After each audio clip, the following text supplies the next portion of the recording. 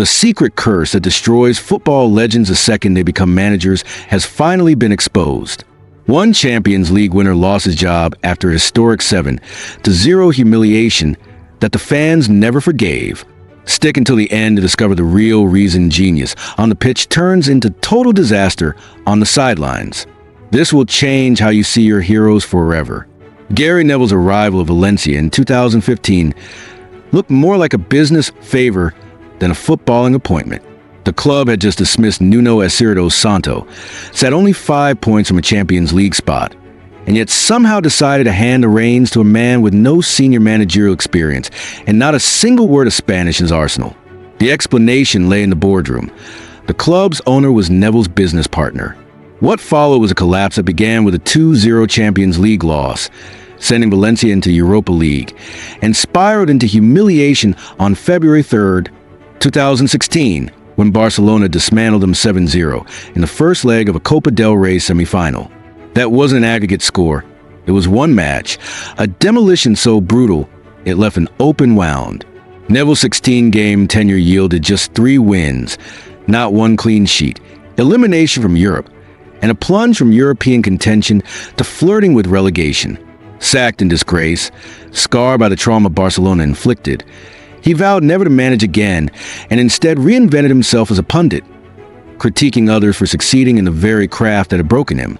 Andrea Pirlo's managerial rise was so absurdly fast it bordered on parody.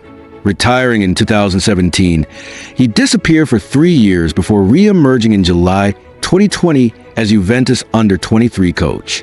9 days later, without coaching a single match for that youth side, he was promoted to first-team manager, still missing the required badges, which he crammed for 4 days before his Serie A debut.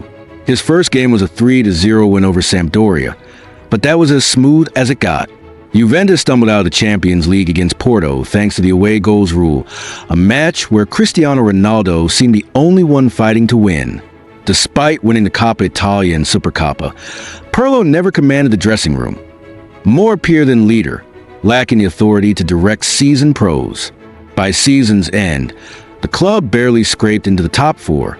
He moved on to Fatih Karagümrük in Turkey, surviving a season before joining Sampdoria in Serie B. A 7th-place finish kept him in the role temporarily, but after opening the following campaign without a win in 3 matches, he was dismissed in August 2024, his rapid ascent matched only by his swift declines. Diego Maradona's time as a manager was chaos wrapped in charisma. Appointed Argentina's national team coach in 2008 despite never proving himself at elite level. He was a national icon whose legend granted him the job. His tenure was a tactical lottery. One match 4-4-2, another a formation seemingly pulled from a video game experiment. Argentina barely qualified for the 2010 World Cup, where they impressed early before Germany shredded them 4-0 in the quarterfinals. Afterward, Maradona wandered through roles in Mexico, the UAE, and back in Argentina, often more sideshow than strategist. Touchline antics, erratic training habits, even public drug use. He was less a tactician and more a mascot, his value rooted in passion and spectacle rather than strategic mastery.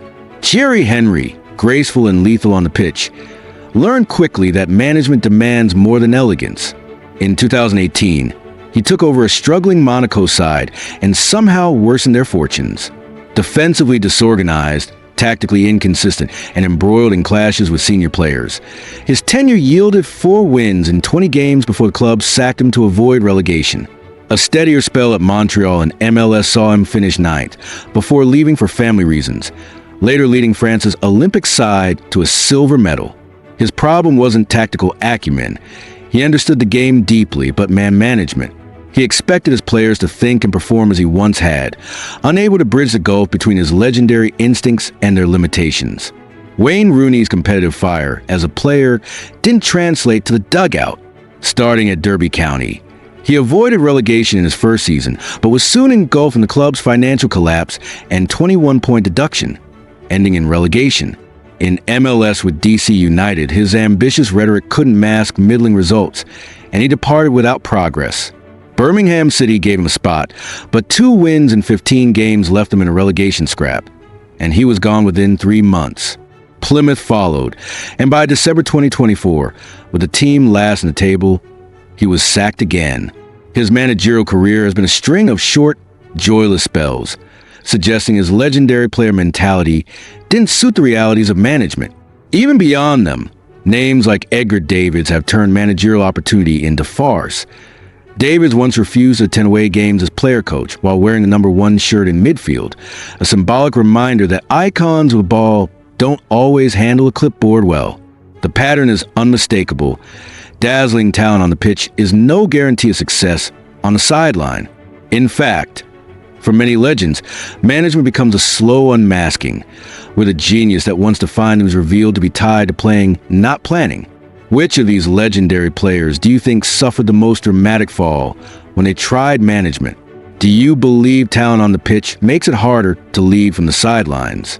And which current superstar could repeat this cycle once they retire?